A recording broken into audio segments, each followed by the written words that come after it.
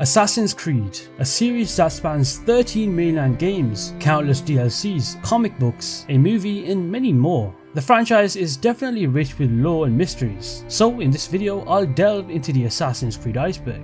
The iceberg I've created was influenced by a few other Assassin's Creed icebergs I saw on the internet, and I merged a lot of the topics to just create my own. There's 6 tiers of the iceberg, and how it works is that the top tier will consist of things that are pretty common knowledge to an Assassin's Creed fan, and as we descend the information becomes increasingly obscure. It ends on the 6th tier, which is the deepest. This video did take me a while to create, so maybe consider subscribing if you want for more great Assassin's Creed videos. And speaking of something that is great, this video is sponsored by Dungeon Hunter 6, the latest addition to the Dungeon Hunter franchise that launched way back in 2009. Dungeon Hunter 6 is a free-to-play action role-playing game boasting a one-of-a-kind hero collector feature. If you're into a fast-paced hack-and-slash combat style with a ton of builds and skills for you to take on big bosses, then this is the game for you. Dungeon Hunter 6 is available right now and is free to play. You can download it using the link in the description, or if you're on PC, simply scan the QR code on screen to receive a special starter pack that's worth a whopping $50. In Dungeon Hunter 6, slaying a boss is not the end. For every boss that you want to take down, the game allows you not to only loot, ride and fly them, but also summon up to 3 of them to take with you on the battlefield. You can make these new summons follow you and perform crazy combo skills. And what's even more cool is that you're able to shapeshift into them to harness their true power during the late game. I haven't seen this mechanic be done in any video game ever, which is what makes Dungeon Hunter 6 so great. You're able to fight over 100 uniquely created bosses and tap into new classes and units that are updated on a monthly basis. Dungeon Hunter 6 takes its 3D graphics performance to a whole new level, providing you with stunning skill animations perfectly optimized for multicasting, giving you the best visual and smoothest experience you'll ever encounter for a mobile game. The game not only features a PvE mode, but also PvP, including real-time guild wars and guild raids for the greatest multiplayer experience. The skill tree is packed with a variety of options for you to choose from to test your insane builds, as well as a smoothly put together auction system to trade your items. So what are you waiting for? Download Dungeon Hunter 6 now by using my link in the description, or scanning the QR code on screen to receive an insane $50 special starter pack. This includes 10 summoning scrolls, the insane demonic wolf SSR lieutenant, and also an accessory pack. Be sure to also enter the launch lucky spin event using your game account to win insane prizes like a brand new iPhone 15 Pro Max, a PS5, an Apple Watch and much more, which starts October 15th. So head on over to the link in the description if you're interested. Let's start with the tip of the iceberg. Everything in this tier are well-known Assassin's Creed references and just common knowledge of the franchise. The first thing is the Super Mario Easter egg from Assassin's Creed 2. This Easter egg or reference is a nod to the iconic Super Mario franchise. A young Ezio Auditore, who had recently experienced the loss of his home, his father and his brothers, found himself on the run from the law alongside his shocked mother and sister Claudia. Whilst making a run, they faced an attack, but Ezio's uncle intervened, introducing himself in a playful manner with the iconic phrase, "It's a me, Mario!" This clever reference is a distinct Easter egg, given the Italian roots of Mario and the setting of Renaissance Italy in Assassin's Creed 2.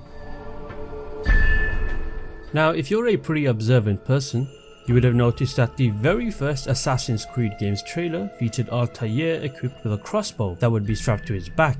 The crossbow is something that we did not have in the actual game, so why was it removed? Well, Ubisoft decided to remove the crossbow entirely from Assassin's Creed 1 due to concerns about historical inaccuracies. It's pretty ironic considering the Assassin's Creed franchise now is the complete opposite of historically accurate. Another reason that Ubisoft stated for the removal of the crossbow is because numerous playtesters were using it to shoot targets from a distance, which to them disrupted the immersive experience. What's quite interesting is that the historical accuracy reason that Ubisoft gave for the removal of the crossbow is flawed.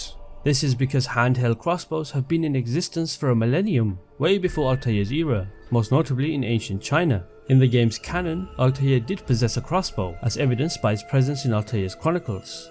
A potential fan theory as to why it's removed in Assassin's Creed 1 is because in the trailer, Altair is shown discarding the crossbow after the assassination of the executioner.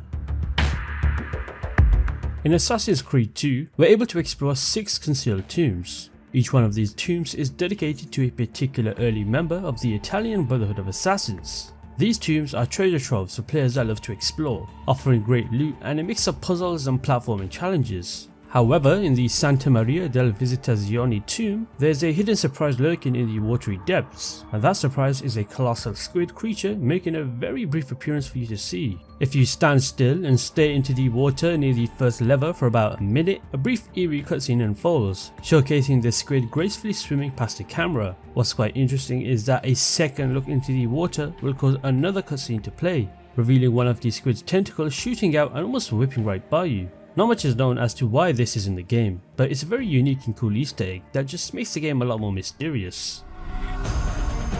In Assassin's Creed 3, there was originally plans for players to navigate colonial America's rivers using a canoe.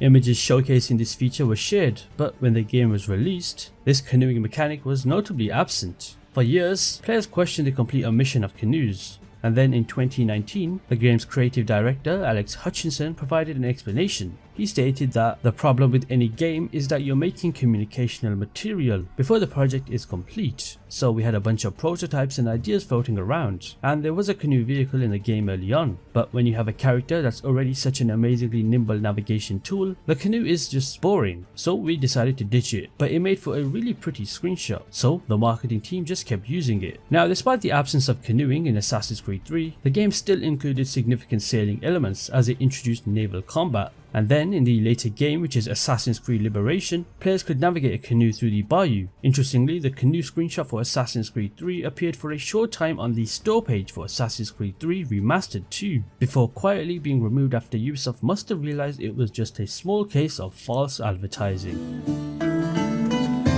Assassin's Creed Odyssey allows you to select your protagonist. This could either be the female character Kassandra or the male character Alexios. But which character is the canon character, and which is the actual intended character? Well, during a Reddit Ask Me Anything, Jonathan Dumont, who is the game's creative director, was asked a question in regard to which character is canon, or if there is a canon story within the Assassin's Creed lore. Dumont's answer is simply, yes, there will be a canon represented in the novel. It features Kassandra and her journey. Dumont also went on to acknowledge that despite Cassandra's storyline being canon, players still have full control over their path, and that there is no right or wrong way to play the game. To further prove that Kassandra is the canon character, let's take a dive into Assassin's Creed Valhalla. After exiting the Animus in Assassin's Creed Valhalla, certain computer files can be accessed, revealing an image of a golden staff accompanied by the caption, "Acquired from the Eagle Bearer Kassandra 2018.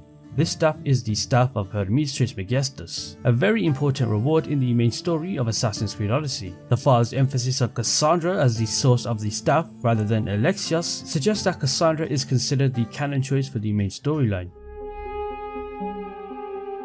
The second disaster, named so due to its similarity to the previous turbo catastrophe that nearly wiped out the Isu civilization. The second disaster was an impending cataclysm set to occur on December 21st, 2012. It was triggered by a powerful coronal mass ejection, with the potential to devastate the entire Earth. Despite being predicted, this impending disaster was largely ignored throughout recorded human history, foretelling the near total destruction of humanity. Fortunately, the calamity was averted thanks to the efforts of the assassins, guided by messages left by the Capitolonian Triad. They embarked on a journey to the Grand Temple, which housed a crucial device known as the Global Aurora Borealis device. This device had the capability to generate a planetary shield, and on the fateful day of the disaster, Desmond Mars operated the device, shielding Earth from the catastrophic coronal mass ejection. However, this act came at the grave cost of Desmond's own life, and it resulted in the release of the vengeful Juno from the Grand Temple. Clay Kaczmarek, or more commonly known to all of us as Subject 16, was a member of the Assassin Order during the early 21st century. A lot is unknown about Subject 16, however this particular character is of great importance. I will refer to Subject 16 as Clay because that feels more right to say. So Clay found himself crossing paths with the modern day assassins due to his search of finding a sense of belonging because of his neglectful father. Clay's primary and most important mission for the assassins was to search for additional information related to the Animus, a device we all know that allows you to explore genetic memories of past human beings. The assassins gave Clay the name Subject 16, and reluctantly compelled him to relive the memories of his ancestors. However, it goes downhill pretty fast. Clay learns that Lucy Stillman was a traitor and had aligned herself with the Templars. This shocking betrayal led Clay to spend extended periods of time inside the Animus, blurring the lines between his own identity and those of his ancestors. This mental strain left him very unstable, ultimately resulting in his tragic decision to take his own life. However, before his tragic death, he used his blood to depict symbols seen at the end of Assassin's Creed 1. These symbols, along with Clay's memories, were imprinted into the Animus' memory data packet. And then in Assassin's Creed 2, when Desmond and Lucy obtain this data, Desmond can interact with Clay's consciousness through specific puzzles. Here he primarily interacts with Clay's consciousness, as Clay's independent consciousness dissipates when the Animus collapses. Yet Clay himself imprints onto Desmond during the process, somewhat sharing a body. And then in Assassin's Creed 3, once we witness Desmond's death, it's uncertain whether or not the consciousness of both Desmond and Clay are separate. What we do know is that Desmond's consciousness is active during the events of Assassin's Creed Valhalla in the Grey, and by the end of Valhalla, Desmond, now referred to as the Reda, reads simulations in the Grey, aiming to prevent future disasters. Whether Clay still lingers in this altered state remains uncertain. And with that said, that brings me to the end of the first tier of the Assassin's Creed Iceberg. If you're still watching this, comment below saying Juno. Anyway, let's move down the iceberg into the second tier. Welcome to the second tier. This is where your Assassin's Creed knowledge gets tested. Everything in this tier is still relatively common knowledge, but there may be things you might not have known. Let's start with Reda. Now, Reda is a character that made his first showing in Assassin's Creed Origins in 2017. At first glance, Reda is a normal NPC. In fact, in our first encounter with him, he seemed to be a merchant operating a bazaar from the rear of a camel. And like I said, at first glance, Reda appears to be a normal young boy, just making a living being a young merchant. The stuff he sells, however, is pretty odd. He'd sell Heka chests for 3,000 drachmi, and these chests would give the player a random chance of obtaining high tier loot. Now here's where it gets interesting. Drachmi in Assassin's Creed Origins can be purchased through real life currency from Ubisoft's in-game store. So this is where the theory comes in that Reda is in fact the living embodiment of Ubisoft's live service model. But when you dive into the truth about Reda, his character goes beyond this simple explanation. Questions began to get asked. How did this 10-year-old looking child get his hands on such rare artifacts? Why is he alone? And also, how does he always end up travelling locations from where you just were to where you would potentially end up? This strange character was a talking point for a while. Despite how young Reda appears, he spoke with a confidence and wisdom that seemed beyond his years, creating a confident aura. And when questioned about his parents, he provided conflicting stories about their deaths, leaving rumors for speculation, whether selective amnesia or a deliberate effort to keep his background shrouded in secrecy. Reda openly admitted a preference for stories over truth, complicating the act of taking him at face value. In the Assassin's Creed Origins DLC named The Hidden Ones, which occurs 10 years later after the main events of the base game, we can visually see the aging of Bayek. However, when it comes to Reda, he simply appears as a young child that shows no signs of aging. The general consensus at that time was just a simple case of a genetic disease that caused Reda to just not age. Or perhaps maybe Ubisoft just forgot to update his character model. And that right there is the last we see of Reda until Assassin's Creed Valhalla. Whilst exploring the Ravenstub settlement as the Viking Eivor, we encounter the familiar face being Reda, and in quite a shocking fashion, he has not aged a single day. This right here solidifies that it's more than just a genetic condition. Retaining his distinctive Egyptian accent, Reda has now acquired proficiency in English. He's also transformed his merchant shop into an expansive multinational guild known as the Thousand Eyes. While some fans suggest the possibility of a distant relative resembling Reda that shares the same name, which could be a possibility, however, this gets shut down quickly once we hear the story that Reda tells. The story talks about Bayek and Aya, and Reda also mentions his fondness for Bayek, which indicates that he is in fact the same person. So that brings me to the main question: who on earth is Reda? Or more importantly, what is Reda? After doing some digging on the internet, I discovered 3 possible theories. The first is that it relates to an Isu artifact.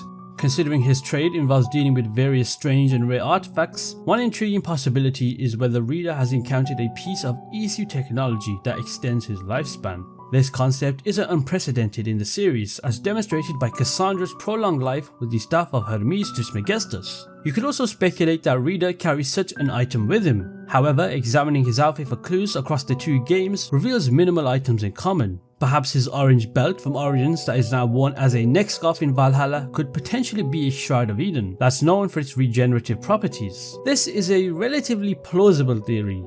The second theory is that Reda is a sage. Sages have consistently appeared in the games, originally with the reincarnating Aita, and more recently with the Asgardian sages featured in Valhalla. The concept involves the gradual takeover of the host human body by the latent Isu consciousness within it. Whilst most sages typically have distinguishing features setting them apart, such as Aita sages with heterochromia or Asgardian sages with visible vein neck markings, Reda lacks these traditional sage characteristics. However, it's worth noting that other sages have been showcased without these features as well, so we shouldn't dismiss the possibility that Reda could potentially be a sage. And the third and final theory is that Reda is simply an Isu. This revelation would be groundbreaking, as in general, no living Isu unchanged since the Toba catastrophe have been showcased living and surviving in the world. While there are cases like Juno and Olivier who survived through digitization methods, no fully formed humanoid Isu has emerged. Could Reda be an Isu child then? The typical lifespan of an Isu remains uncertain.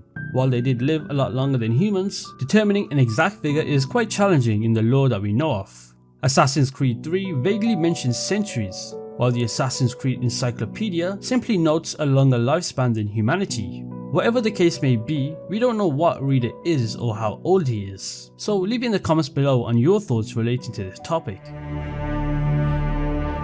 In Assassin's Creed Origins, there's a side quest that's named A Gift from the Gods, which is a part of a crossover between the popular video game franchise Final Fantasy and Assassin's Creed. During this side quest, you need to solve a Sundar puzzle, and then once solved, you'd be rewarded with some pretty good loot. Once the Sundar is activated, head into a certain tomb.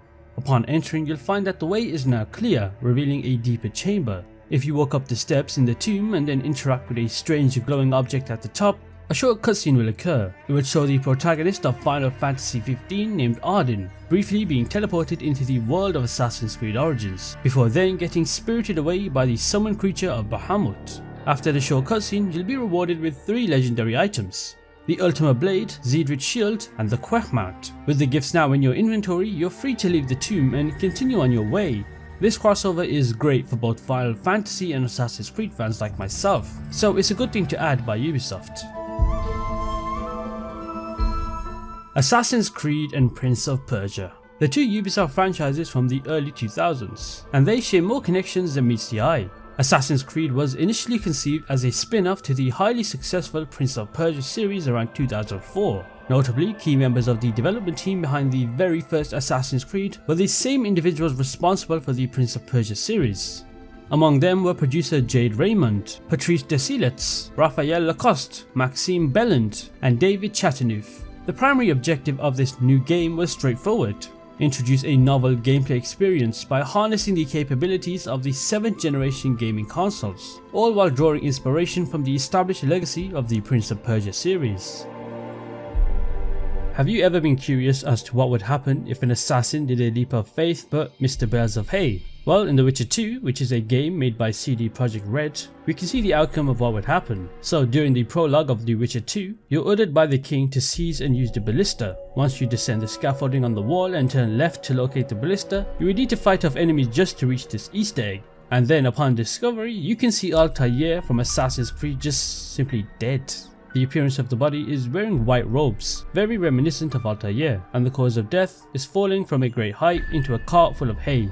Geralt will make a comment about it and also receive a +1 in the assassination attribute, which is pretty ironic. If you've ever played Assassin's Creed Black Flag, which I'm sure you most likely have, you'd know that the Jackdaw is the famous ship that belonged to Edward Kenway. He obtained the ship from being a prisoner aboard a ship in the fleet that was once bound to arrive in Spain. He also meets Al-Mualim for the very first time whilst being a prisoner, and after the two escape, we see Edward claim one of the ships as his own. He names it the Jackdaw. Standing in at 48.5 meters high, 60 meters in length, and 11.9 meters in width, the Jackdaw was a menacing ship on the high seas. We as the player experience the Jackdaw firsthand during many missions and naval battles, and then during the post-credits scene, we witness Edward sail off into the distance with his daughter Jennifer. But the real question is, what actually happened to the Jackdaw after Assassin's Creed Black Flag? We do know that not much is said as to the journeys that Edward Kenway takes with the Jackdaw after the game. At some point before 1735, the ship returned to the West Indies, and it sank off the coast of Hispaniola. Before it did sink, however, Edward Kenway removed its original wheel, and he kept it in the basement hidden below his mansion in London, where it was used as part of a mechanism to open a secret exit. The circumstances of the Jackdaw's unfortunate sinking is unknown, and the wreck was later explored by Al-Mualim during the Freedom Cry DLC. Examining the underwater wreckage in Assassin's Creed Black Flag, you can discover the remnants of the Jackdaw, including things like its figurehead. The wreck appears to be in a trench, and it's suggested that the ship may have been sunk by another powerful ship. Considering the ship's wooden structure, it's also speculated that decay over the years might have weakened its hull, making it more vulnerable in battle. Regardless of the exact circumstances, it's evident that the Jackdaw met its end in battle, facing very strong ships that overpowered its capabilities. In Assassin's Creed 3, there's a very unusual but pretty cool Easter egg, and it consists of a turkey that turns into an assassin turkey. So, starting from sequence 6 or later, you can encounter a turkey at the Davenport Homestead by taking cover behind any corner and just whistling. Once summoned, the turkey will appear behind Connor and faithfully follow him. The real secret, however, can be unlocked by entering the Konami code with the following directional prompts on screen. Successfully entering the code prompts Connor to feed the turkey, and during this feeding animation, a small assassin hood charmingly appears over the turkey's head. This is an Easter egg that's not very commonly known, but it's one that is pretty cool to me. And that brings me to tier 3, or should I say below the surface. At this tier, it gets a lot more uncommon to know about a lot of this stuff. If you're a person that likes to learn about the lore of this franchise, you'd most likely know a lot, if not all of these topics. Let's get started with the first topic, and that is, where did Juno go? In the early games of the Assassin's Creed series, we encountered Juno, an ECU entity hailing from an ancient era, initially positioned as the prospective main antagonist after Assassin's Creed 3. Juno's abrupt disappearance from the series is attributed to the franchise's expansion into the comic books, which provide the continuation of a story. For those of you that are very engaged in just the games, the fate of Juno might remain unknown. The ending of Assassin's Creed 3 witnesses Desmond sacrificing himself to save the world, which unfortunately unleashes Juno in the process. Placing his trust in the assassins to thwart her sinister intentions, Desmond's act marks a turning point. However, the games later introduced an unpopular shift in the modern day storyline, casting the player as a first-person perspective assassin. Despite this, Juno's story continued in Assassin's Creed Black Flag. In Black Flag, Juno assumes a spectral existence, lurking within the realms of technology without a tangible form. She gets aided by a sage, which was the human reincarnation of her deceased ECU husband Aita, and he aids her in a quest for a permanent physical manifestation. Across the games after, Juno's story unfolds until her final appearance in Assassin's Creed Syndicate, where she struggles to attain an actual corporeal form. After this, Juno is nowhere to be seen in the games. However, Juno's story and her fate ends up in the Assassin's Creed Uprising comics. So pretty much the comics reveal a temporary alliance between the Assassins and Templars, and they were against Juno's followers, which were called the Instruments of the First Will. A very important character named Elijah emerges as the illegitimate son of Desmond Miles and the latest Sage. I'll talk more about Elijah Miles later in this video, as his story is pretty interesting. Elijah is pretty much caught in the middle of all of this. He was instructed to assist in Juno's revival. However, Elijah harbored a hidden vow of revenge for his mother's murder, and he eventually betrays Juno. With the Sage DNA and the ECU artifact known as the Scythe of Eden, Juno finally acquires a new body. However, Elijah turns the tables, personally eliminating Juno's ally Richmond and collaborating with the assassin Charlotte de la Cruz to kill Juno with the hidden blade. Quite a lot of people, even those that are aware of Juno's fate, express how silly it is that a very important in-game story arc was concluded in an Assassin's Creed comic. Assassin's Creed 3 was a very divisive game. You either love it or you hate it, and there's no in between. However, there's a particular piece of cut content that was removed at the end of Assassin's Creed 3, and it relates to Connor giving a very emotional speech. It highlights Connor's growth and reflection during the events of the game, and it's a shame that it was removed. The speech definitely would have made the ending a lot more fitting. Here's the speech if you want to listen to it. My father left those for me. Mother, Father, I am sorry. I have failed you both. I made a promise to protect our people. I thought if I could stop the Templars, if I could keep the revolution free from their influence, that those I supported would do what was right. They did, I suppose, do what was right for them. As for you, Father, I thought I might unite us, that we would forget the past and forge a better future. In time, I believed you could be made to see the world as I did, to understand. But it was just a dream. This too I should have known. Were we not meant to live in peace then? Is that it? Are we born to argue? To fight? So many voices, each demanding something else. It has been hard at times, but never harder than today. To see all I worked for, perverted, discarded, forgotten. You would say I have described the whole of history, Father. Are you smiling then? Hoping I might speak the words you long to hear? To validate you? To say that all along you were right? I will not. Even now, faced as I am with the truth of your cold words, I refuse. Assassin's Creed stands as a gigantic franchise in the video game industry, making it a pretty logical choice for a movie adaptation. 20th Century Fox undertook this endeavour with the 2016 film Assassin's Creed, featuring Michael Fassbender in a lead role. However, the movie fell short of expectations. There was always a common question being asked in regard to the movie, and that question consists of, is the Assassin's Creed movie canon? While the games share connections to recurring characters, the movie diverged from these established characters. The Apple of Eden serves as a crucial link between the movie Assassin's Creed and its games. This artifact plays a central role throughout the franchise, with the Templars aiming to harness its power for mind control and global domination. The movie Assassin's Creed adhered to this storyline, portraying the Templars acquiring the Apple of Eden before encountering resistance from Callum Lynch and the Assassins.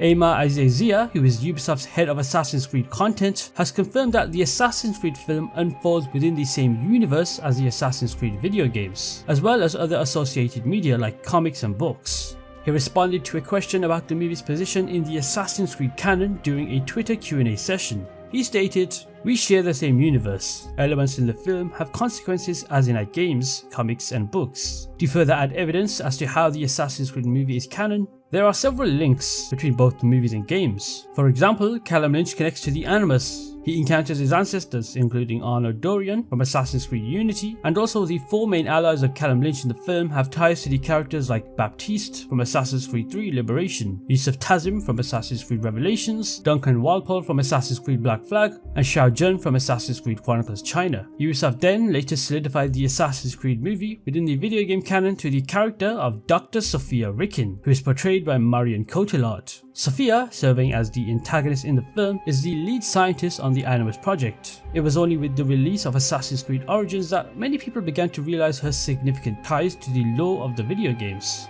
So the modern day character in Origins, being Layla Hassan, is revealed to have collaborated directly with Sophia to enhance Animus technology. Ubisoft cleverly integrated this connection, requiring you as the player to uncover the details within Layla's emails. These private messages disclose that Layla played a very important role in developing the 6-axis arm that's attached to the Animus 4.3 in the movie Assassin's Creed. This addition allowed users like Callum Lynch to move freely while immersing themselves in the memories of their ancestors. There is a hidden secret in Assassin's Creed, and it's related to the mysterious tale of the Headless Horseman, a ghostly figure perpetually searching for its lost head. This folklore is prominent in German, American, Irish and Scottish traditions, appearing in various forms of media such as movies, TV shows, comics and even video games like Skyrim. Surprisingly, the Headless Horseman makes an appearance in Assassin's Creed Rogue and Assassin's Creed 3. In Assassin's Creed Rogue, we can encounter the Headless Horseman in the Sleepy Hollow region of the map during nighttime. A mysterious mist envelopes the cemetery, signaling his presence, and he suddenly attacks the player. Unlike regular enemies, the Headless Horseman cannot be defeated with traditional weapons. There are two ways to permanently kill him: shooting the pumpkin on top of a headstone or hanging him from above. In Assassin's Creed 3, a mission that's related to the Headless Horseman is unlocked by completing certain frontiersman missions. The story unfolds near the campfires of the frontiersmen, describing a soldier who survived having his head blown off. and he now rides around decapitating innocent people whilst wearing a pumpkin as a head. Investigating the tale reveals a scene with decapitated bodies and a man with a pumpkin head laughing disturbingly before disappearing. Oddly, the questline just ends abruptly, leaving us to wonder about the fate of this mysterious character. Ubisoft may have intentionally left it in unresolved to maintain the suspense surrounding the Headless Horseman. Whatever the case may be, it is definitely a mystery.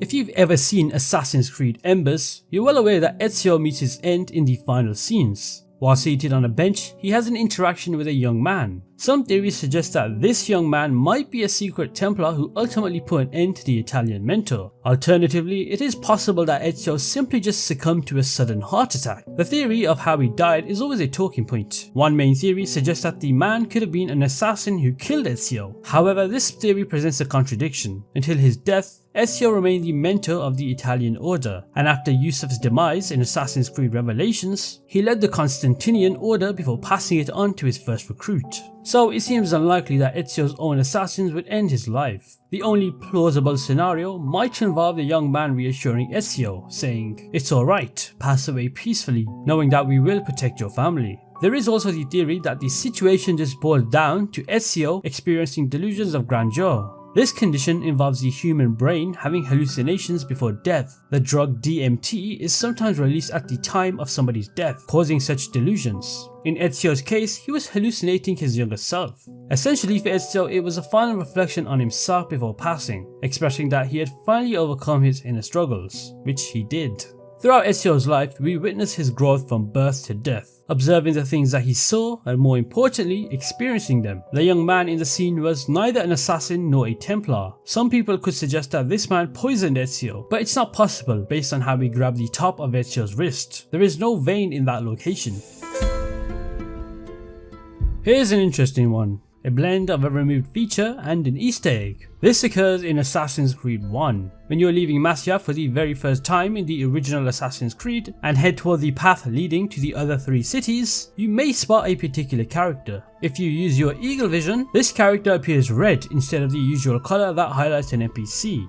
It's initially suspicious and quite unusual, but the backstory behind this specific individual is quite intriguing. This person is actually a traitor named Jamal. He served as the inside person who, alongside another traitor named Masson, opened the gates for the Templars during the siege of Masyaf. If you assassinate this red highlighted person discreetly, nothing will happen. However, if you openly attack him, it will trigger nearby assassins to intervene and attack you. The reason why Jamal was removed from the original game remains unexplained. All we know is that this character was initially intended to be an assassination target during a mission, but that mission was unfortunately removed from the game, and as a result, Ubisoft decided to just incorporate this little Easter egg instead.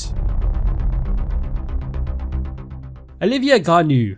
This was a man who held the position of Chief Creative Officer at Abstergo Entertainment. He was among the few people at Abstergo Entertainment who was aware of his actual identity as a Templar organization. This all starts with Assassin's Creed Black Flag. Do you remember this character from Assassin's Creed Black Flag? Well, that's Olivier Garneau. We're well aware that Olivier has a significant role in the modern day aspect of this game, and then later on, he travels to Chicago for a business trip to meet shareholders. However, following that, he disappears from the storyline entirely and isn't mentioned again in Black Flag. Olivier serves as the head of Abstergo Entertainment, the video game publishing division of a vast Templar conspiracy aimed at suppressing independent thought in the pursuit of order. Despite Olivier's apparent affability, he's pretty much sinister. Players would not uncover the fate of Olivier until 7 months later with the release of Watchdogs 1. Set in Chicago, the very city Olivier was supposed to visit. The game portrays a metropolis under the influence of a sophisticated city management and surveillance system provided by the Bloom Corporation. Within a mission named Requiescat in Bache, Aiden Pierce, who is the main protagonist of Watch Dogs 1, is enlisted by the quote-unquote Brotherhood to eliminate Garneau,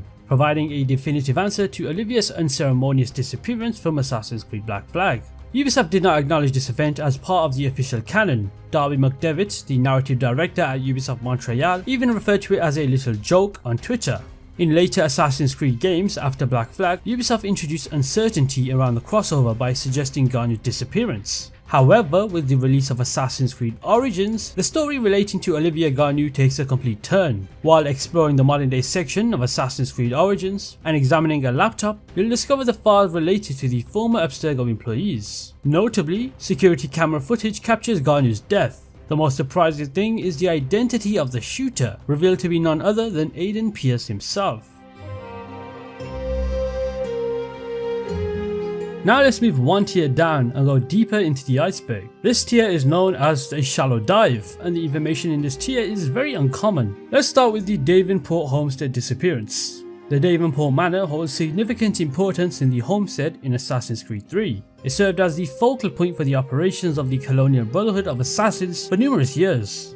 The Davenport Homestead and its grounds were initially under the ownership of mentor Achilles Davenport and was eventually transferred to his apprentice Connor Kenway following Achilles' death.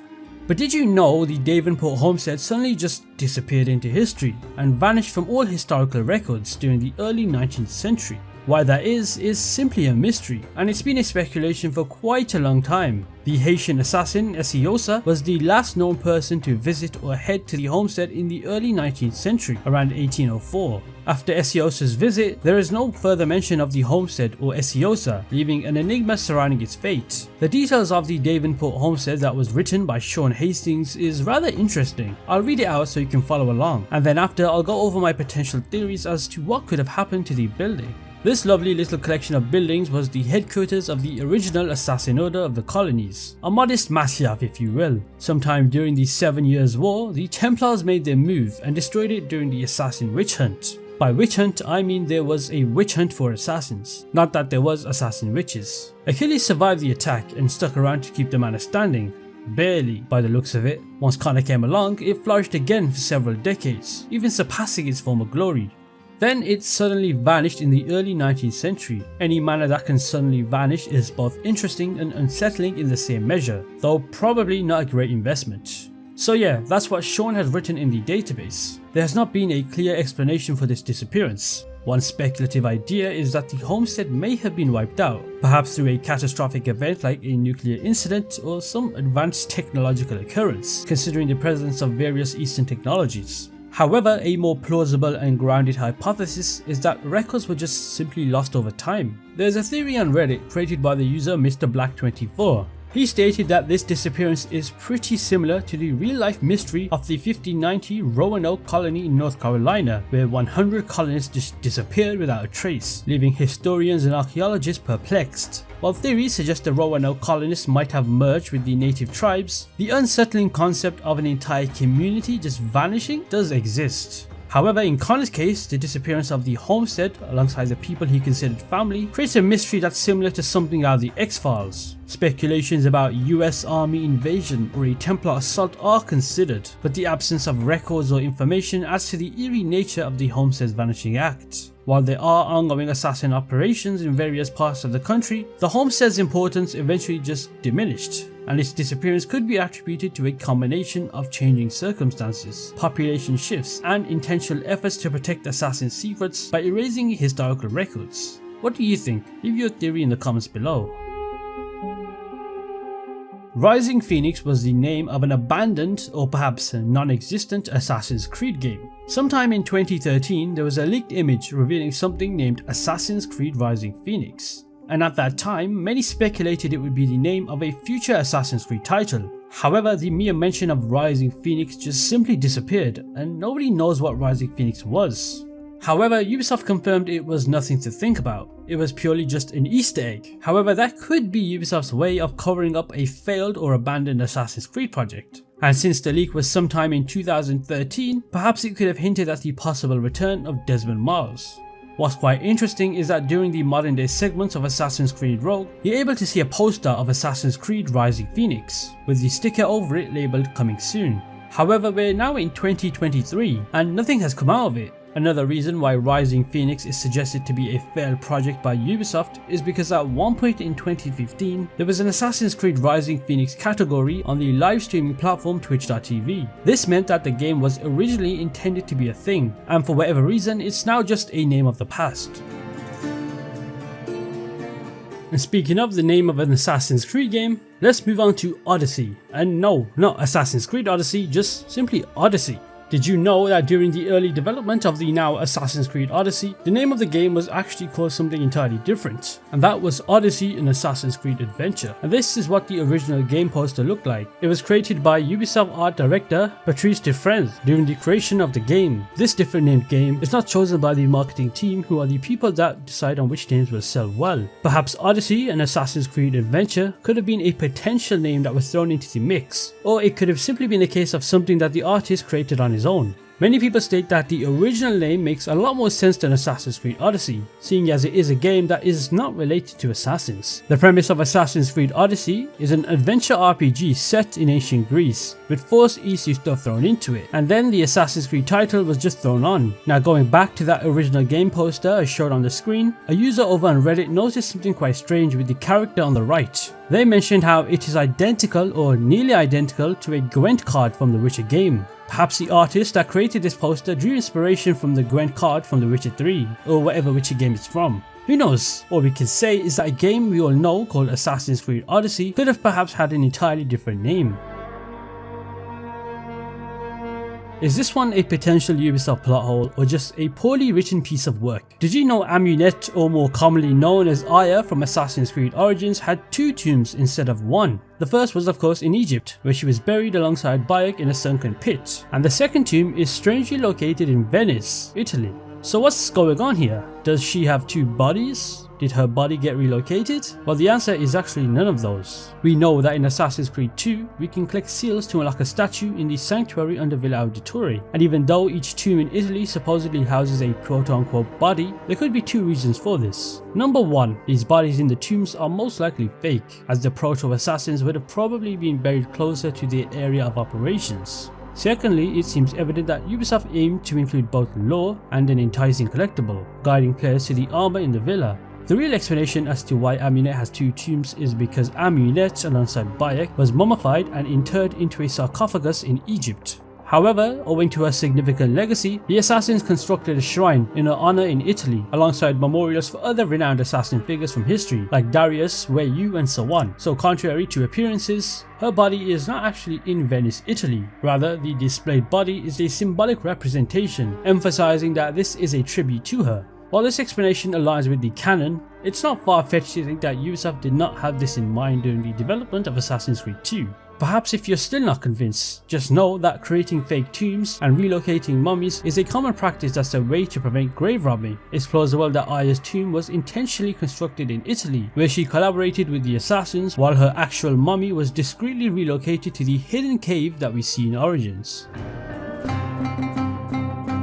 Gilberto, widely recognized as La Volpe, this person held leadership positions in the Thieves Guild of Florence and Rome, also being a member of the Italian Brotherhood of Assassins. La Volpe was a mysterious figure with limited available information, often shrouded in mystery. In 1478, La Volpe played a very crucial role in aiding Ezio Auditore to uncover a significant Templar meeting, effectively thwarting the Pazzi conspiracy. A decade later, during the events in Venice, La Volpe actively participated as the assassins successfully reclaimed an Apple of Eden from Rodrigo Borgia. Now that you know how important La Volpe was in Assassin's Creed, do you know the unusual story that's related to his eyes? Legend has it that La Volpe once successfully robbed the carriage of the Papal States without being noticed by guards and even the Pope himself without detection. Stories circulated that he possessed the ability to see through buildings, was seemingly immortal, and had vibrant violet eyes. It's a very strange case for a character that we've met in the earlier Assassin's Creed games. Now, this tale regarding his strange eyes could easily just be fabrication.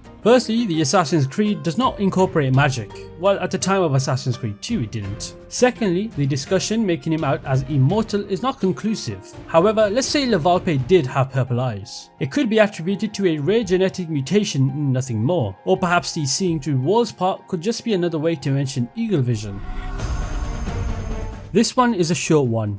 It's a simple case of where Eivor's body is buried. We know in Assassin's Creed Valhalla, Eivor was buried in Vinland, but it's unknown as to why. Eivor travelled the world throughout her life, including Norway, Angela, Vinland, Francia, Ireland, and even the mythological realms of Asgard, Jotunheim and Svartalheim. So the fact that Eivor was buried in Vinland is rather strange. However, since Vinland is located in North America and Assassin's Creed 3 takes place in North America, you can somewhat find the location of where Eivor was buried in Assassin's Creed 3. First off, I have to give credit to Iron Assassin for this video, as it gives great details. We can see throughout the video that both Vinland from Assassin's Creed Valhalla and the Frontier from Assassin's Creed 3 would be located at the same place. Of course, since Valhalla and Assassin's Creed 3 are so far apart in terms of years, the formation of everything, including rocks, cliffs, water structures and just overall landscape, will look different. However, you can notice certain things that are similar. It does take a while to familiarize yourself with everything, but once you do, you'll start to realize that this location is where Eivor's grave is in Assassin's Creed 3. Assassin's Creed Initiates, established by Ubisoft on September 1st, 2012. This aimed to be a community-centric initiative, envisioned as the place for all things Assassin's Creed. But what on earth happened to this project and why did it suddenly disappear? Assassin's Creed Initiates explores the series' background and history beyond the main games, offering continual updates on the ongoing Assassin-Templar conflict.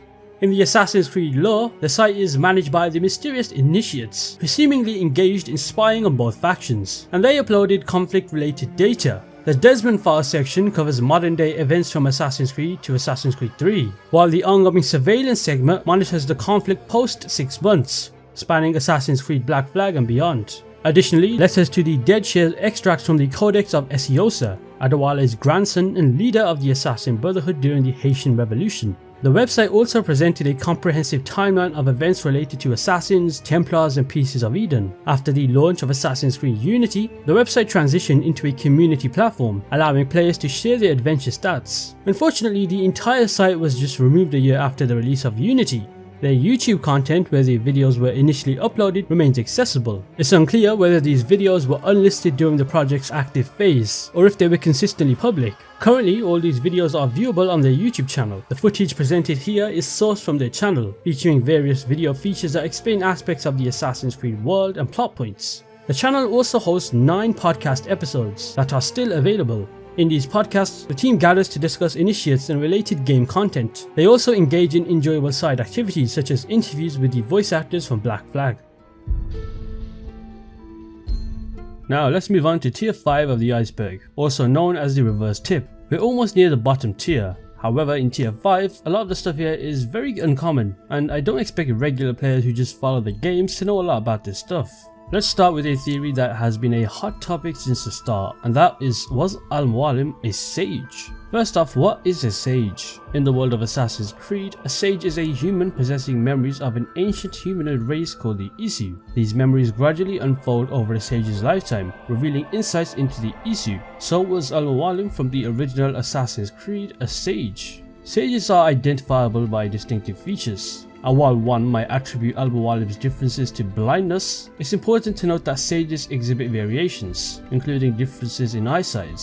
Al-Mualim's scarred and blind eye aligns with the sage's characteristics, as mentioned in Altair's recounting in Assassin's Creed The Secret Crusade, detailing Al-Mualim's childhood experiences.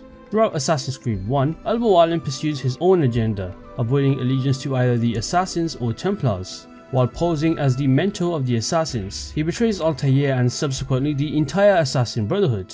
For those that are familiar with the games featuring sages, the theme of treachery is closely associated with them. Al-Mualim's behaviour, often characterized as being difficult, aligns with the typical sage traits. He also developed an attraction to the apple, and I believe this may be linked to Aita's memories surfacing.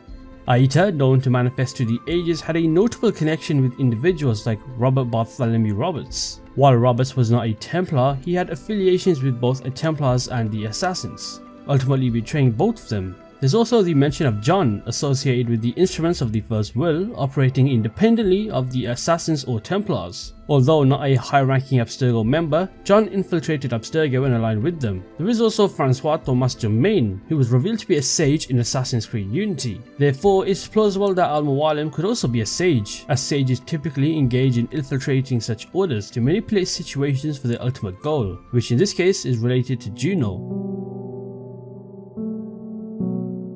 Moving forward, we encounter the pretty and sad solitary death of Canoe. In the final moments of Assassin's Creed 3's story, Canoe sits with Washington and encourages him to be the nation's leader. But what happens after Assassin's Creed 3, and how did he die? Well, several years later, Kana ends up marrying a woman hailing from a nearby village. The union leads to the birth of a son and 2 daughters. Among his offspring, the youngest, Yonihyode, inherits the same unique gift possessed by her father, granting her heightened sensory abilities. Deviating from the village's customary practices, Kana makes a bold choice to train Yonihyode as a skilled hunter. Unfortunately, during a training session, Yonihyode sustains an ankle sprain and is left alone as Kana embarks on a quest for a nearby water source.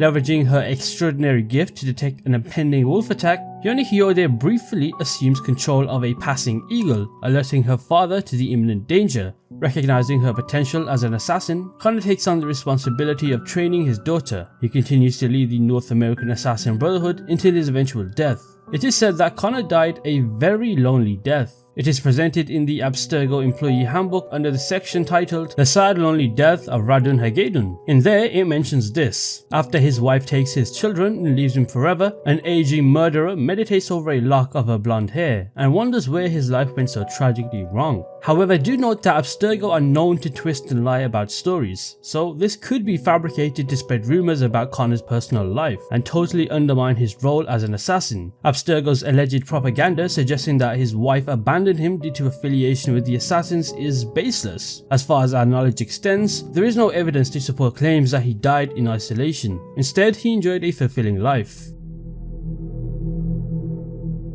Originally, the plan for the Assassin's Creed trilogy, conceptualized by co-creator Patrice Desilets, involved a dramatic ending where the series protagonist Desmond Miles would lead a modern-day showdown against Abstergo. The third game was intended to resolve a present-day conflict, with Desmond using the combined knowledge of his ancestors, including Altair and Ezio, to take down Abstergo. However, the unique twist was that it would conclude with Desmond and Lucy starting a new civilization somewhere else, similar to Adam and Eve. In an interview, Desilets revealed that Lucy was named after this name, which I won't even be bothered to pronounce, and the surprising revelation was that Desmond and Lucy were destined for a spaceship. This spaceship ending was a bold and intriguing twist in the story. Despite these early plans, by the time Assassin's Creed 3 was released in 2012, a lot of significant changes had occurred.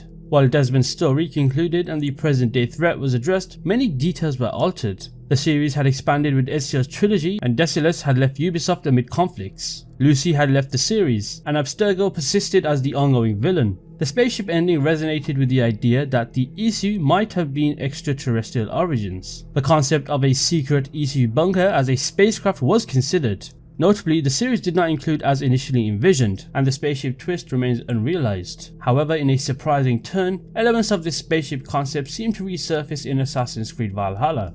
The ending of Valhalla sees Layla, Desmond's successor, joining Desmond's spirit in the Grey, a digital in-between space reminiscent of Adam and Eve. This continuation in narrative elements suggests that certain ideas from the past were revisited and adapted, leaving the possibility open for the spaceship concept to re-emerge in future Assassin's Creed games. Oh, and you can hear what Desmond's actor Nolan North had to say. He explained it in great detail.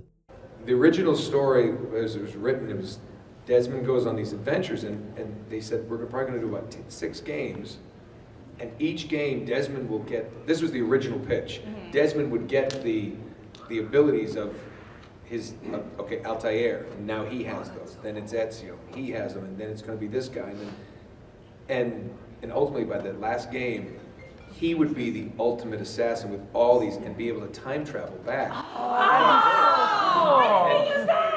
Well, I know. Listen.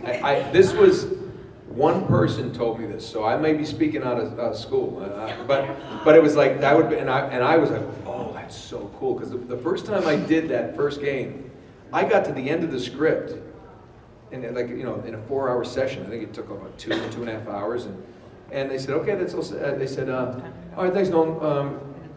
We're gonna, I said, and I turned the last page, and I said, I'm just going to get a cup of coffee, and we'll start up again. And they looked at each other like, oh, that's it. Oh, what? This is awesome. What happens? And the writer goes, I don't know. I said, what do you mean you don't know? He said, I haven't written it yet. I'm like, wait. And seriously, I was kind of angry. I was like, wait, we're done? You just left me. Imagine getting to the best part of a book or a movie and then the end. You're like, huh? You know, it was unbelievable, and I was so into it. I thought it was such a cool concept, such a cool story, and they just kind of dropped it. Assassin's Creed Rogue, set during the French and Indian War. It presented a story with a lot of notable historical inaccuracies and questionable storytelling choices. The protagonist, Shay Cormac, transitions from an assassin to a Templar due to a contrived plot. Here are key inaccuracies and issues. The first is historical misrepresentation. The game misrepresents historical events, especially the focus on the 1755 Lisbon earthquake in the context of the French and Indian War. The earthquake is presented unrealistically, undermining the gravity of the real tragedy and its impact on European philosophy. One notable inaccuracy lies in the portrayal of Shay Cormac's background. Despite being an Irish Catholic in a predominantly Protestant society, he faces surprisingly little discrimination, especially considering the historical context of Irish immigrants in 1750s America. The game overlooks the social challenges and prejudices that Irish Catholics would have encountered during that time. The story also introduces the Templars as these somehow good guys, with Shay going after characters like a slave owner, a corrupt banker, and a war criminal. But as the game progresses, these figures are depicted as good men, creating a confusing and inconsistent image of the Templars. This portrayal fails to dive into the problem that could have made playing as a Templar more interesting, considering they are usually portrayed as the bad guys in Assassin's Creed.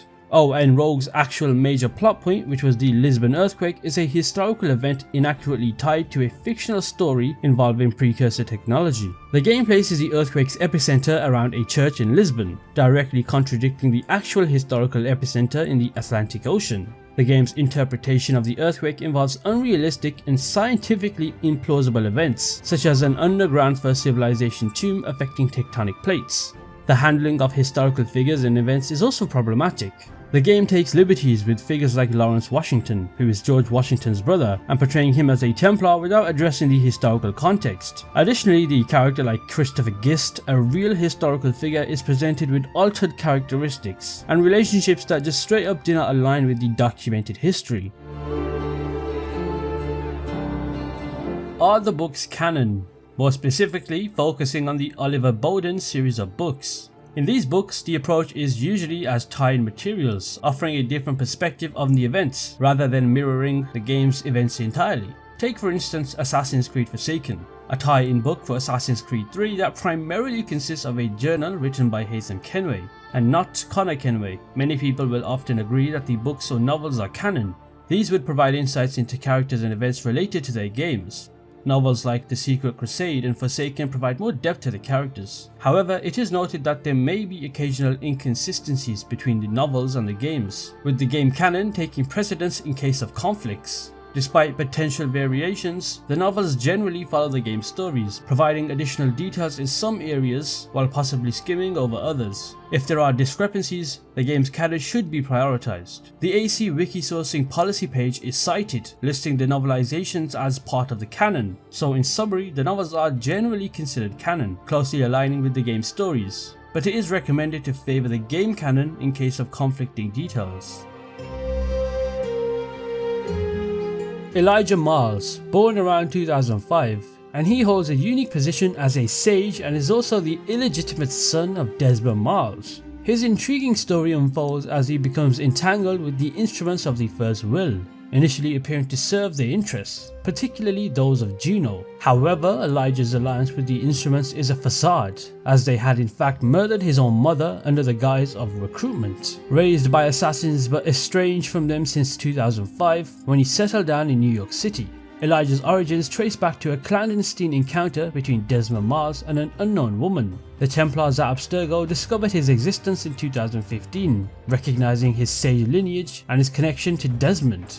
Elijah's life takes a very dark turn when Juno's followers, seeking a new avatar for their leader, violently abduct him after killing his mother. Unbeknownst to them, Elijah harbors a desire for revenge and overhears their sinister plans. His involvement with the instruments include a crucial moment in 2017 when he assists in ambushing an assassin's cell in Hong Kong. Despite Juno's belief in Elijah's loyalties, he eventually turns the table on his captors, and then in a dramatic twist, he betrays Juno and avenges his mother's death by aiding in her death. This unexpected turn of events leads to his escape with the all-powerful artifact known as Koh-i-Noor, where he escapes into the Australian desert, leaving both assassins and Templars assuming his death due to the destruction of the Phoenix Project lab. Elijah Jamal's journey unfolds as a complex tale of revenge, deception, and his struggle to resist the influences of his Isu-based DNA. His actions play a very important role in the larger conflict between assassins and Templars, providing a very different perspective on the ongoing battle for power and control. In the shadows of Victorian-era London, the mysterious figure of Spring-Heeled Jack became the centre of a mysterious cult, sporting costumes to terrorise the city's inhabitants. Commissioned by Charles Dickens, the assassins Evie and Jacob Fry were tasked with uncovering the identity behind the legend. Tracking Jack to a secret warehouse guarded by cultists, the Frighteners discovered a trove of Jack's costumes. Dispatching the cult's leader and followers, they thought they had put an end to the reign of terror. Yet another more supernatural version of Spring-Heeled Jack emerged, resembling the cult leader in both appearance and behaviour.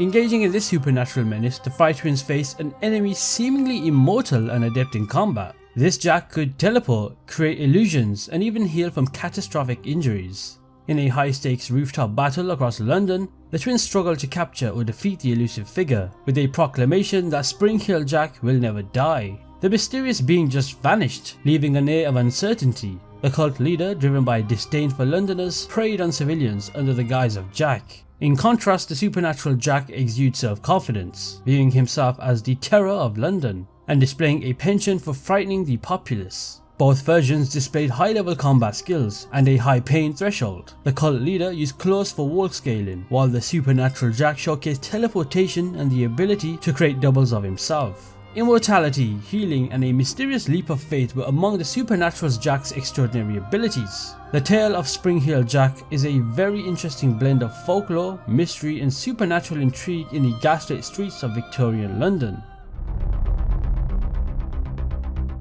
Assassin's Creed and Watchdogs, two of Ubisoft's flagship franchises. They both have been subjects of speculation regarding a potential connection. This possibility goes beyond the shared element of parkour in their gameplay.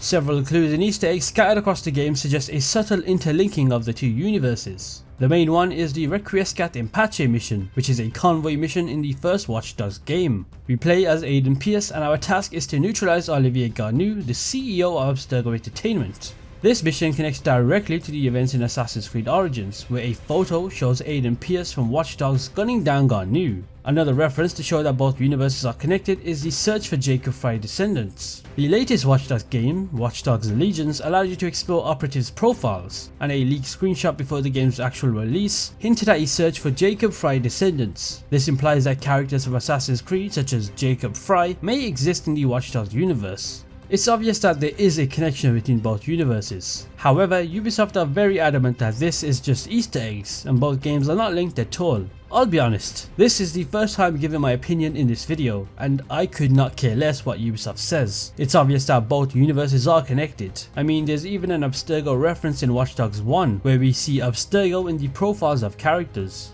The mention of Abstergo in people's profile adds a layer of mystery, raising questions about potential connections between characters and organizations. So what do you think? Are both Assassin's Creed and Watch Dogs connected? Let me know in the comments below.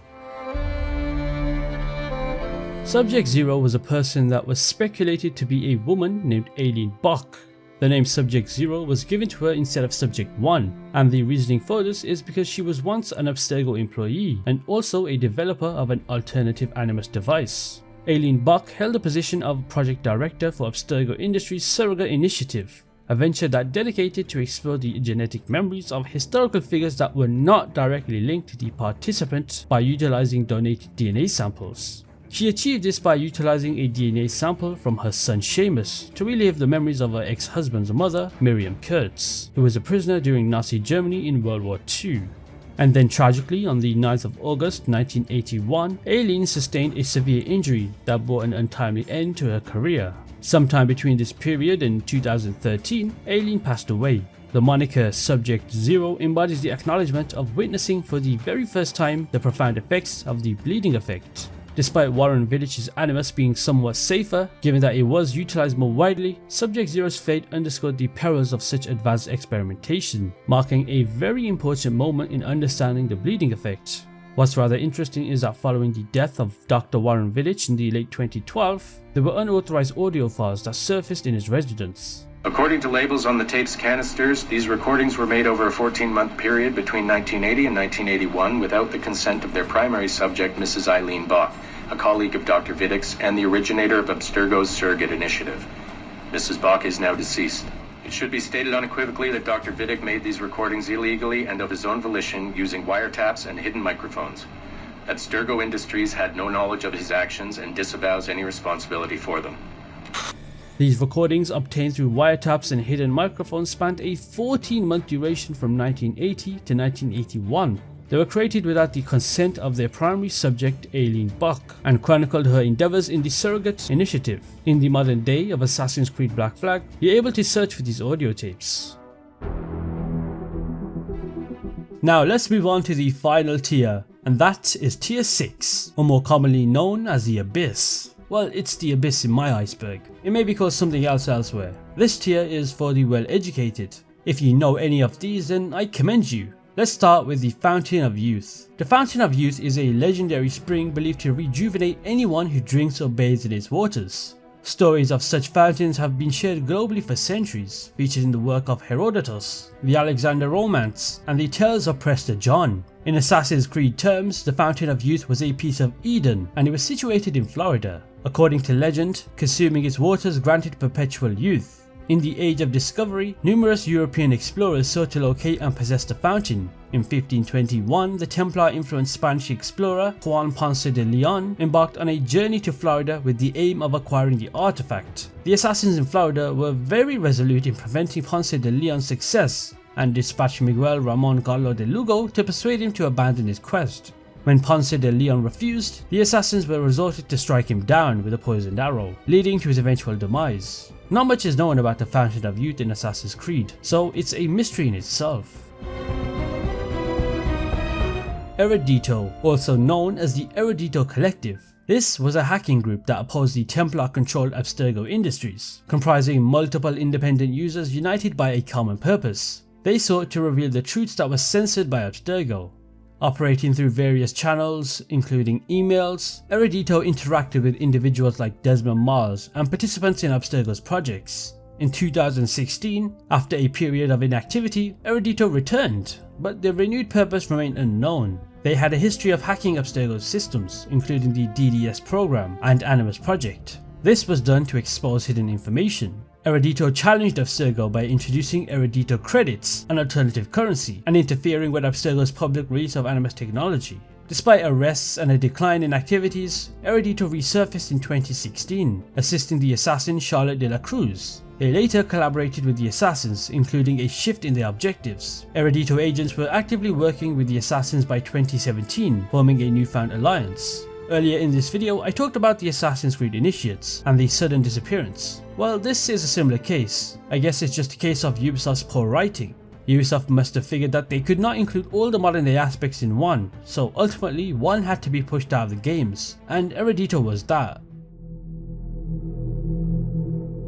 Next up, we have General of the Cross. So what do I mean by that? Well, the highest ranked figure in the Templar Order is known as the General of the Cross. This individual holds the highest rank and oversees the decisions put forth by the three Guardians, deciding whether to endorse or reject subsequent actions. The General's identity remains concealed from the rest of the Templars, including the Inner Sanctum. Only the three Guardians have knowledge of the General's identity. These Guardians serve as the crucial link between the General of the Cross and the Inner Sanctum. One notable Guardian, Alan Rickon, featured in the first Assassin's Creed and portrayed by Jeremy Irons in the 2016 film adaptation, is the sole Guardian whose identity has been revealed. Alan Rickon, who also held the position of a CEO of Abstergo, overseeing the board of directors, was a member of the Inner Sanctum as well. This suggests that the Guardians have the capability to assume various roles within the Templar Order, while also acting as liaisons to the General of the Cross.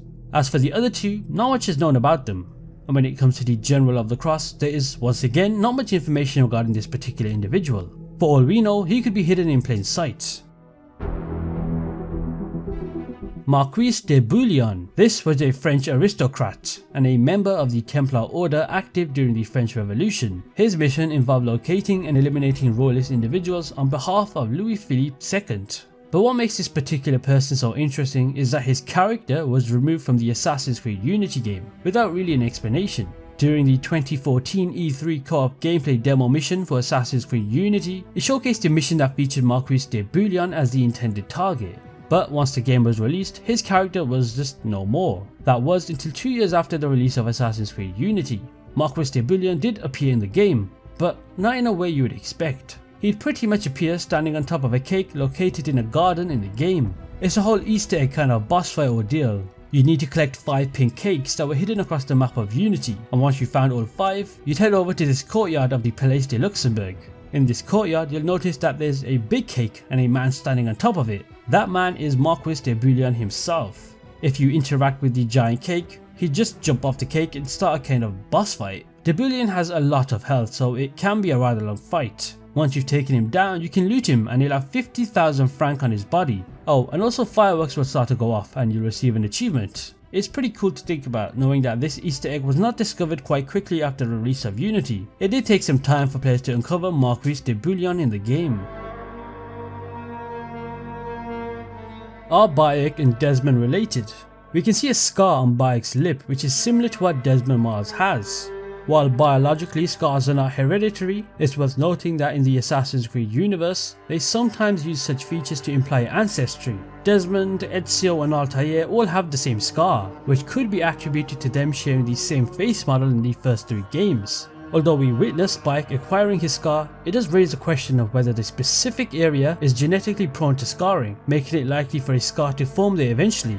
Yet considering Bayek lived for over 2000 years before Desmond, any meaningful genetic correlation might have diluted over time. Oh, and also even after Desmond changed face models, the scar remained. It appears to be more of a coincidence than a deliberate genetic trait. There's information from Assassin's Creed Black Flag inside an email, and it suggests that Desmond has an ancestor in ancient Egypt.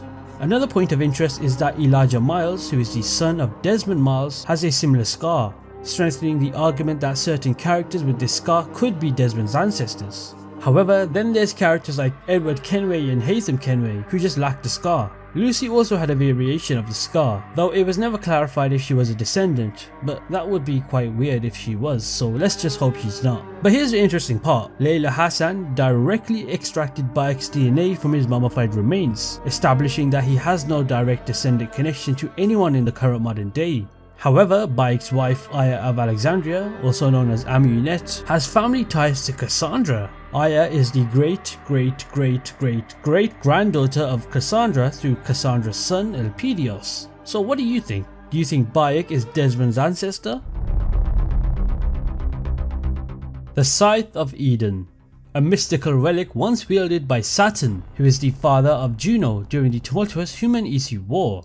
The Scythe of Eden emerges as a mysterious and strong artifact within the Assassin's Creed universe. Its importance is unveiled through a compelling flashback in Assassin's Creed Uprising, yet the fate of the Scythe after the cataclysmic end of the first civilization remains veiled in uncertainty. The information regarding this interesting Eden material weapon is not detailed much anywhere. What I can say is that the Scythe of Eden is classified as both a very strong weapon in Assassin's Creed lore, whilst also being a piece of Eden. Wielded by Isu, particularly Saturn, and later by humans, it possesses unique and intriguing abilities. The Scythe of Eden boasts power nullification, enabling it to counter illusions and unveil hidden truths and realities. Additionally, it demonstrates energy manipulation, empowering its blade with a strong surge of energy.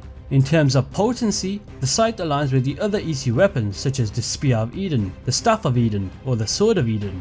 Its attack potency reaches the level of small building. If you don't know what I mean by small building, well, small building means characters or objects that are capable of destroying rooms or entire small constructions such as houses or more modest buildings. That's the power of the Scythe of Eden. The Scythe speed is classified as Supersonic Plus. Now if you don't know what Supersonic Plus is, this means the Scythe speed can reach a speed of 2.5 to 5 Mach, which let's just say is very fast.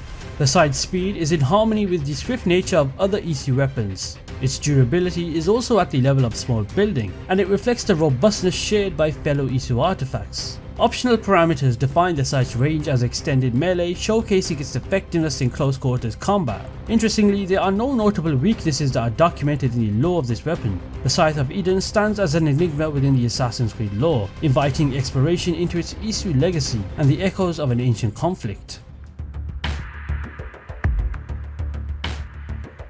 Assassin's Creed Utopia is an abandoned or cancelled project by Ubisoft that started all the way back in 2012. The game was intended to be developed by both Ubisoft Montreal and Kabam. The game was scheduled for an exclusive release to GREE, a Japanese social gaming platform specializing in free-to-play apps accessible on Android and Apple devices. However, now it's just simply a cancelled Assassin's Creed game. You may be wondering why it was cancelled. Well, the cancellation of Assassin's Creed Utopia was a result of various delays and complications in the game's development. The project was initially revealed to a partnership announced by GREE and Ubisoft in February 2012, with plans for a December release. Despite assurances about the game's progress during events like E3 and Digital Days 2012, Assassin's Creed Utopia faced so many delays. Ubisoft's decision to collaborate with GREE was driven by a desire to introduce social elements to the Assassin's Creed series and attract players who hadn't engaged with the console games. However, the partnership faced setbacks, and the game's winter 2012 release was repeatedly postponed. By November 2012, after the debut of Assassin's Creed 3, Assassin's Creed Utopia was still set for an undefined winter release. However, communication about the game ceased, leading to speculation about its fate. The lack of updates persisted for months, and Assassin's Creed Utopia was eventually officially confirmed as cancelled by Ubisoft in 2013. Artist Lulu Zhang, who had worked on concept pieces for the game, revealed on ArtStation that the development of Assassin's Creed Utopia had been frozen, providing closure to the long-standing mystery surrounding the game's fate. Patrice Desilets, born on May 9, 1974. Patrice is a famous Canadian game designer, and he's famous for, well, he's the creator of Assassin's Creed. He held the position of creative director for the three highly acclaimed titles in the franchise: Assassin's Creed, Assassin's Creed 2 and Assassin's Creed Brotherhood. Notably, Patrice Desilets also directed Ubisoft's Prince of Persia: The Sands of Time, showcasing his significant contributions to the gaming industry. But Patrice Desilets has a very interesting and uncommon story. Despite being the literal creator of Assassin's Creed, he was actually fired from Ubisoft in 2012. Ironically, you may say that this resulted in the downfall of the Assassin's Creed franchise. But why was he fired? Well, Desilets expressed his surprise, stating, "Contrary to any statements made earlier today, this morning I was terminated by Ubisoft. I was notified of this termination in person, handed a termination notice, and was unceremoniously escorted out the building by 2 guards, without being able to say goodbye to my team or collect my personal belongings. This was not my decision." Patrice Desilets strongly contested Ubisoft's actions, deeming them baseless and without merit. Previously serving as Ubisoft's creative director until his initial departure in 2010, Desilets had actually rejoined Ubisoft, with optimism about producing new ideas and high quality titles. After being let go from the company and prior to establishing his own studio, he only played one Ubisoft game, and that was Assassin's Creed 3. However, after a mere 2 hours of playing it, he switched it off, realizing, "Fuck, I'm working," acknowledging the helplessness in addressing the issues. Patrice Desilets in today's day claims to not keep up with Ubisoft at all, admitting that he says this is a defense against individuals like me. He says that the Ubisoft logo hasn't entered my house since 2012, and expresses deep respect for all the teams involved, the creators, the marketers and managers, recognizing that even though it's Ubisoft, it ultimately consists of individuals. If you made it to the end of the video, thank you so much for watching. This video took me quite a while to make. Perhaps one day I'll make a part 2, who knows. If you did enjoy this Assassin's Creed Iceberg video, be sure to hit that subscribe button. It'll help me out massively, and with that said, I'll see you guys in my next video.